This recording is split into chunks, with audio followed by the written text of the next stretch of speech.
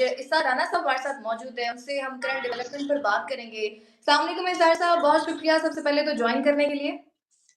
वालेकुम अस्सलाम जी, बहुत शुक्रिया इनवाइट करने के लिए, आपकी बहुत मेहरबानी, आपने हमें याद किया।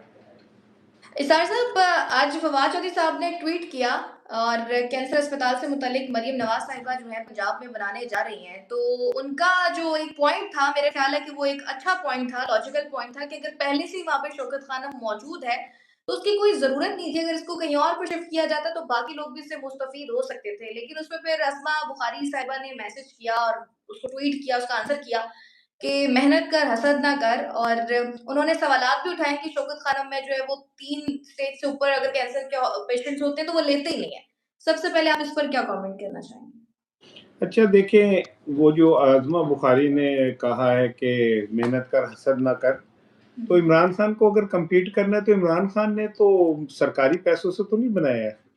अच्छा। इमरान खान ने तो जो हॉस्पिटल बनाया है, वो किसी मतलब वो सरकार से पैसे लेके नहीं बनाया है। और दूसरी बात ये कि इमरान खान ने तो अपनी सारी ज़िंदगी की जमा पूँजी अपने बाद शौकत खानम के नाम कर दी है। तो ये भी कर दें। या ये ऐलान करें कि हम अपने पल्ले से भी कुछ 10 एक अरब रुपए इसमें लगाएँगे। तो मेहनत किस चीज़ की कर रहे हैं? कि पंजाब में भैंसों के गोबर पे भी टैक्स लग गया थी भैंस। अच्छा। तो ये वो लोग हैं जो बस जिनका काम है कि इन्होंने कौम का खून निचोड़ना है, चाहे इसके लिए इन्हें कुछ भी करना पड़े। अभी ₹100 तक की इतलातें बढ़ाएँगे तो सोचे कि गरीब आदमी तो मर जाएगा, उसकी ज़िंदगी कैसे चलेगी, लेकिन इन्हें उससे कोई फ़र्क नहीं पड़ रहा। अच्छा। और अगले 24 घंटों में इतलात यही है कि कीमत बढ़ जाएगी। ₹100 का आ रहा है, न्यूज़ की बढ़ेगी। अच्छा इसार साहब, ये तनकीद जो बर्दाश्त नहीं की जा रही, हम एक अक्सर देख रहे हैं, सहाफ़ी कोई तनकीद करते हैं, तो वो मुश्किलात का शिकार होते हैं। और अभी नसीम शाह का भी रिसेंटली हमने वो एक पूरा सिनेरियो देखा है। ये तनकीद क्यों नहीं बर्दाश्त कर पा रही मरियम साहिबा?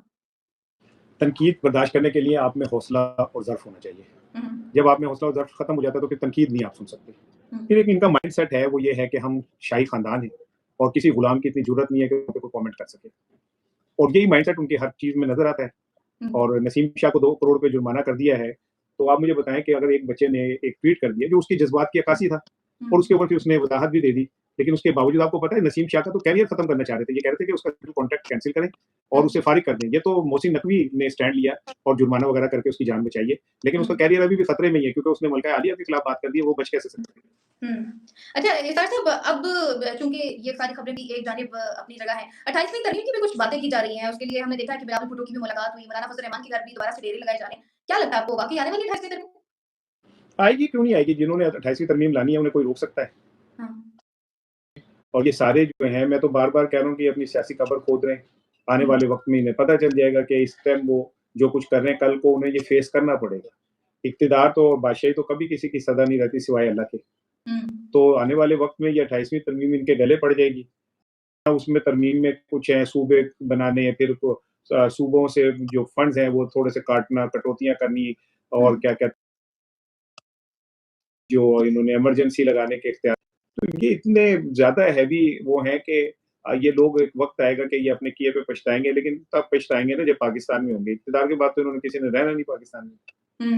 अच्छा, एक और चीज़ भी काफ़ी हमने देखा, हुज़ैफ़ा रहमान साहब ने जो प्रोग्राम में बात की, वो काफ़ी वायरल ट्विटर पे चल रही है। ये टिप वाला जो मामला था कि $25,000 की नवाज़ शरीफ साहब ने टिप दे दी पायलट्स को। मतलब ये अगर आप इसको कंपैरिज़न करें तो 70 लाख बनते हैं। तो इस पर क्या कमेंट करेंगे? वो बादशाह लोग हैं, लत से नवाज़ते थे। अब इस बार ये है कि बादशाह सलामत जो है $25,000 की टिप दे सकते हैं। अब अंदाज़ा करें कि एक मुल्क जो गुर्बत का शिकार है, भूख का शिकार है, लोग भूखे मर रहे हैं, लोगों के पास ज़िंदगी गुज़ारने का जवाज़ नहीं है। वो अगर $25,000 की टिप उनका एक रहनुमा दे देगा, तो आप इसे एक मैसेज तो क्लियर समझ लें कि वो ये समझते हैं कि गरीब अवाम जो है वो भूखे मरने के लिए है, कुर्बानियाँ देने के लिए है। मैं आप सुबह से शाम तक काम करते हैं और शाम को हम $100 नहीं कमा पाते। तो वो $25,000 की टिप दे देते। तो बादशाह है ना भई, वो इस वक़्त मुल्क के बादशाह हैं। उनके लिए आइन तब्दील हो जाता है, कानून तब्दील हो जाता है, अदालतें घर जाके उन्हें बायोमेट्रिक दे देती हैं, अदालतें हाथ जोड़ के उनके मुकदमात खत्म कर देती हैं। तो वो कर सकते हैं। अगर हुज़ैफ़ा रहमान ये कह रहे हैं, तो हुज़ैफ़ा कह रहे हैं, तो फिर इसको तो कोई भी चैलेंज नहीं कर सकता। सही। अच्छा, पीटीआई की अगर हम बात करें तो कुछ इल्ज़ामात कह सकते हैं या कुछ कंसर्न कह सकते हैं कि कुछ सहाफ़ियों की जानिब से कहा गया कि महमूद खान अचकज़ई और इलामा राजा नासिर अब्बास सीरियस नहीं है। खान की रिहाई को लेकर उनके अपने कुछ मामलात हैं जिनके पीछे वो लगे हुए हैं। एक तो ये कि आपको लगता है कि वो सीरियस नहीं है, दूसरा जो 9 अप्रैल को पीटीआई ने जलसा करने का बोल दिया है, अब सोहेल आफरीदी की जानिब से भी ये कहा गया है। क्या समझते हैं कि कोई अवाम इकट्ठी होगी, दोबारा से मोबिलाइज़ कर किया जा सकता है अवाम को? एक तो देखें, एक बात समझें कि अचकज़ई और राजा नासिर जो हैं वो स्टेक होल्डर नहीं है पीटीआई के। हुँ। उनकी अपनी एक सियासत है, ठीक। जो उस सियासत को लेके चलेंगे। हुँ। वो अगर सीरियस नहीं है तो पीटीआई की अब खुद क़यादत जो है वो कौन सी सीरियस है? जो अच्छा। पीटीआई की अक्सरियत लीडरशिप है वो ये चाहती नहीं कि इमरान खान बाहर आए। हुँ। उनकी रोज़ी-रोटी तो चली इसी बात पे रही है कि इमरान खान जेल में रहे और हमारे बाहर रहे। इमरान खान बाहर आ गया तो कौन-सा लीडर और कौन-सी बात और कौन-सा कुछ, सब खत्म हो जाता है। तो हुँ। उन हर बंदे की ख़्वाहिश ये बिल्कुल ठीक है कि इमरान खान जो है वो जेल में रहे, बाहर नहीं आना चाहिए। बाहर आ गया तो फिर सियासत तब्दील हो जाएगी सारी, बहुत सारे लोगों की, खाली हुकूमत की सियासत तब्दील नहीं होगी, इन लोगों हुँ। की भी सियासत तब्दील हो जाएगी। लिहाज़ा अचकज़ई और नासिर अब्बास का क्या कहना है, खुद पीटीआई की क़यादत जो है वो सीरियस नहीं है इस मामले में। अच्छा, तो ये 9 अप्रैल का जलसा आप कामयाब होता हुआ देख रहे हैं? ये अब डिपेंड करता है कि पीटीआई की जो क़यादत है, वो कितना जेल होके इस जलसे को कामयाब करना चाहती है। ठीक। अगर पीटीआई की क़यादत जेल नहीं होती और इनके इख्तिलाफ़ात ऐसे रहते हैं और ये तक़सीम दर हुँ। तक़सीम का शिकार रहते हैं, तो फिर कैसे जलसा कामयाब हो सकता है? दूसरी चीज़ ये है कि जलसे की कामयाबी के लिए एक क्राउड पुलर चाहिए होता है। तो किसके नाम पे लोग जलसे में आएँगे? कोई एक तो आपको ऐसा बनाना पड़ेगा ना, जो जलसे को लीड करे, जिसकी वजह से लोग आएँ, जिसको सुनने के लिए आएँ या जिसकी शख्सियत में इतना वज़न हो कि लोग हुँ। आ सकें। तो इस टाइम तो पीटीआई खुद आपस में तक़सीम हुई हुई है। तो ये हुँ। बहुत बड़ा सवाल है कि कौन लीड करेगा जलसे को? ये भी अपनी जगह एक सवाल है। अच्छा, इरशाद साहब, कल परवेज़ संदेला साहब हमारे साथ मौजूद थे वीडियो में, और उनसे मेरा ये सवाल था कि कुछ खबरें ये भी हैं कि सवा अरब रुपए की कोई गाड़ियाँ खरीदी जा रही हैं पंजाब में कुछ मिनिस्टर्स को नवाज़ने के लिए, पार्लियामेंटेरियंस को नवाज़ने के लिए। उस पर उन्होंने दलील दी कि ज़ाहिर है पंजाब हुकूमत ले सकती है। उनको अगर 5 अरब का उनका बजट है, अगर उसमें से 1 अरब, सवा अरब इसमें चला जाता है तो कोई बड़ी बात नहीं है। और उन्होंने कहा गाड़ियाँ आएँगी तो फिर अवामी खिदमत के लिए काम होगा ना, ऐसे तो होगा नहीं। इस पर मैं चाहूँगी कि आप कमेंट करें। अच्छा, ये जो गाड़ियाँ आएँगी और अवाम के लिए काम होगा, तो इसका मतलब है कि जब तक गाड़ियाँ नहीं आएँगी, अवाम को फौत का हो जाना चाहिए, वक़्त निकाल के।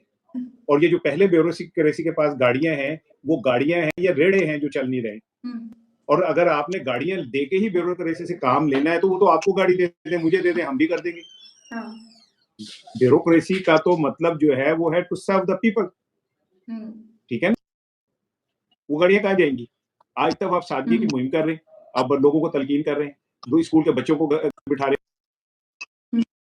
खुद 30-30, 35-35 गाड़ियों के कॉन्वॉय के अंदर आप फिर रहे होते हैं। हुँ। एक तरफ आप पीएसएल में लोगों को कहते हैं घर बैठे पेट्रोल बचाना है, दूसरी तरफ खुद बम अहल-ए-याल वहाँ पहुँचे होते हैं। हाँ। अच्छा सर साहब, आप चूँकि खुद भी पंजाब में हैं, लाहौर में हैं, किफ़ायत वाली मुहिम कैसे जारी हुकूमत की? मतलब अगर नंबर देना चाहें तो आप कितने नंबर देंगे? ये किफ़ायत वाली किस मुहिम जो चीज़ के? हुकूमत चला रही है। कहाँ है, कौन-सी मुहिम है किफ़ायत-शारी मुहिम? लोगों को बेवकूफ़ बनाना, किफ़ायत-शारी मुहिम। अभी मैं एक प्रोग्राम में से जी। आया हूँ, तो उसमें हमारे एक एनालिस्ट ने दावा किया कि ये जो गल्फ़ स्ट्रीम तैयारा है, ये 2 दफ़ा इस्लामाबाद गया और वापस आया है। और क्या कहते हैं, उसमें एक लाहौर की मिनिस्टर बैठी थी। जो लोग कौमी मसाइल को इस तरह बेदरगे इस्तेमाल कर रहे हों, ज़ालिमाना अंदाज़ में, उन लोगों से आप ये कहेंगे जी वो कोई हमें सादगी मुहिम चलाएँगे। भाई, उनको सादगी का मतलब ही नहीं पता, तो सादगी मुहिम कैसे चलाएँगे?